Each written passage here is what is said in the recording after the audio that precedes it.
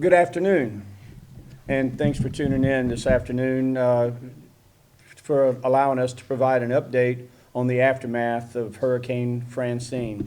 With us today, we have Director of Homeland Security, Patrick Harvey, Fire Superintendent Jonathan Butcher.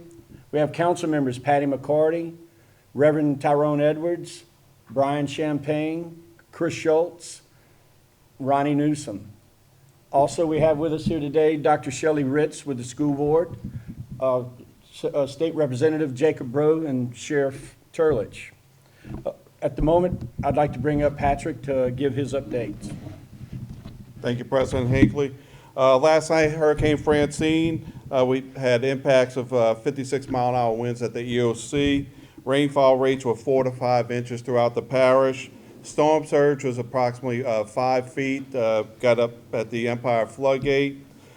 We expect a coastal flood advisory in effect for the remainder of today and through tomorrow of 1 to 3 feet above normal tides outside the levee protection system.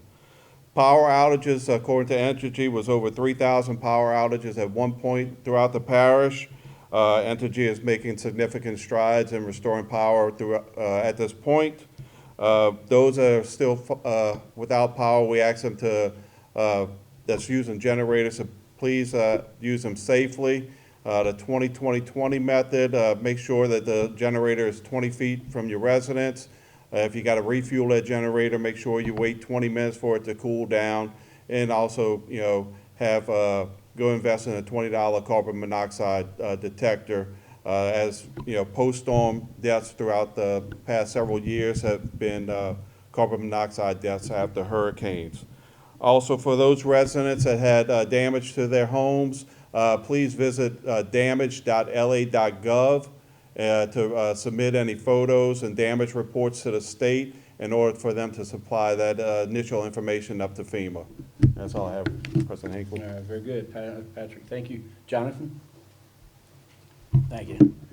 Last night, we responded to multiple calls of service ranging from automatic fire alarms to electrical issues with power lines, a few medical calls, and we did have one reported structure fire.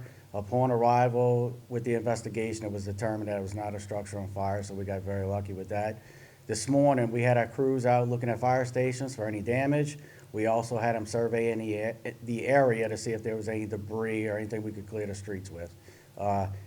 Right now, they are presently moving equipment back to their stations, and we are expected to go back to normal operations by the end of the day. Thank you. Very good. Thank you, Jonathan. Dr. Ritz? Oh, thank you very much.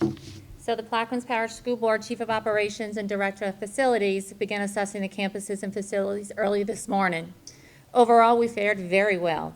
More specifically, Boothville Venice Elementary School, South Plaquemines High School, Phoenix High School, and the Plaquemines Parish Learning Center are all ready for students. At South Plaquemines Elementary, energy went there at 10 o'clock this morning, but the chiller is out. We have a contractor working there now. In the north end, Belle Chase Elementary, Belle Chase Primary Schools are ready to go. As of noon, we're still waiting for Entergy to restore porta power at Belle Chase High School. Belle Chase High School does have some roof leaks throughout the campus, and there's a roofer there right now. Belle Chase Middle School has a bit more damage in the roof in the front two wings. We have already contacted a water damage restoration company, and they're presently at the campus. Once we have meetings with the contractors and know the timelines for the chiller repairs, an announcement will be made around 3 o'clock this afternoon as far as which schools will be open tomorrow.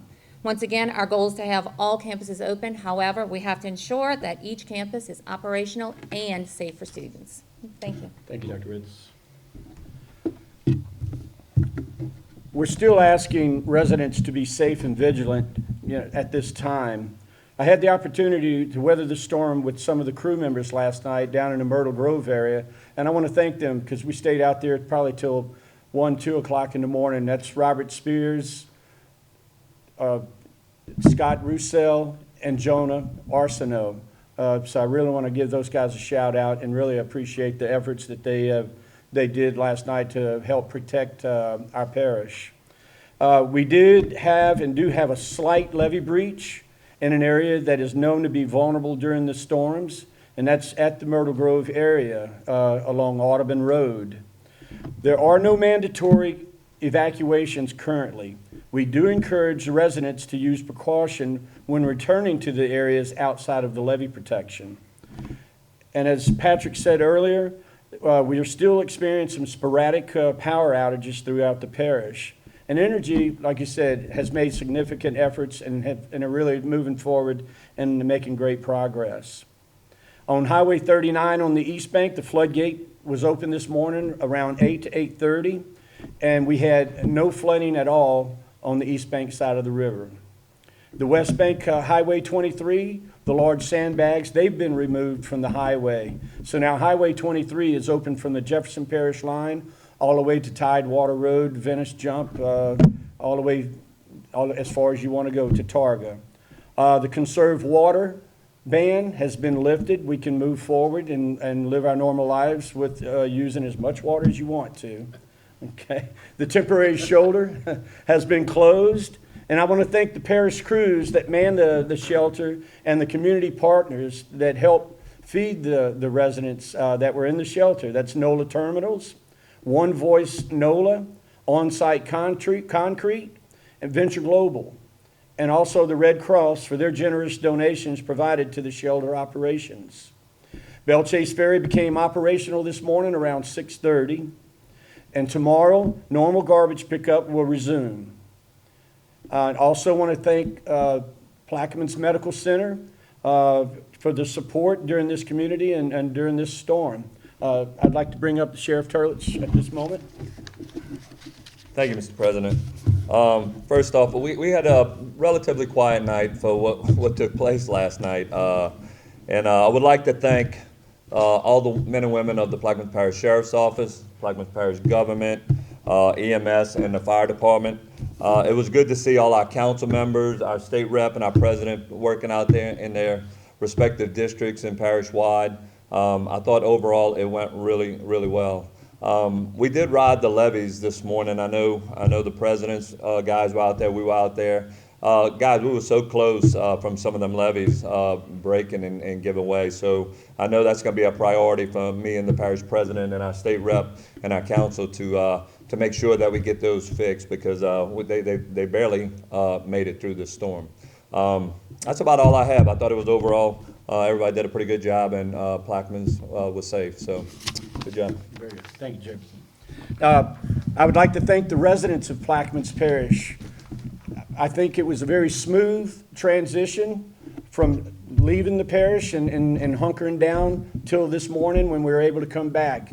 And I'd really like to thank the council throughout this whole process here, and the whole team, Sheriff, Dr. Ritz, State Rep Bro. We've really made some progress here, and things are looking really good for Plaquemines Parish. And as we enter the recovery phase, we will continue to monitor and provide updates as necessary. Again, thank you, and let's still be vigilant. Have a good day.